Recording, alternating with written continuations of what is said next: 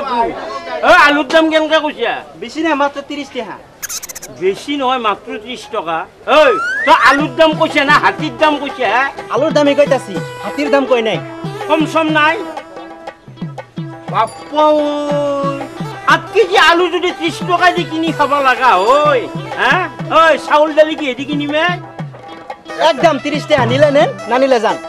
কি লুলি লোক নললি নাই সামান্য আলু বেপাৰী এটা হয় তোৰ ইমান গৰম কথা হ্যাঁ আমি গৰম কথা কই নাই বাজাৰ ই গৰম আমাৰ ঘৰৰ বস্তু না তো যে আমি যি দামে কিনা আছো ওই দামে দিমু বেছি ভটার নকরবি মোর সময় নাই 10 টাকা দিবি 10 টাকা সেই দিন গেছে গা সেই জামানা আগে গেছে গা কি সেই দিন নাই সামান্য পচা আলু গুটি গিটার ইমান দাম ওই পেঁয়াজ কত দাম কিমান 12 টাকা 12 টাকা ওই তই মোক গাঁৱলীয়া ভটাৰাম বুলি ভাবছে নেকি ইমান দাম কইছা গাঁৱলী হোক টাউনে হোক একদম ওই ডাঙৰ ডাঙৰ মানুহৰ কথা বেলেগ হেনে দামতো কিনি খাব আমি হাজিৰা কৰা মানুহ কেনকে খাওয়াই এই জালাৰ দাম কি কইছা পোৱা 10 টাকা কিলো 40 টাকা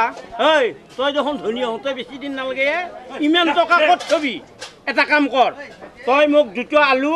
দুটো পেঁয়াজ আৰু দুটো জ্বালা দি আলু ভৰ্তা কৰি খাম দি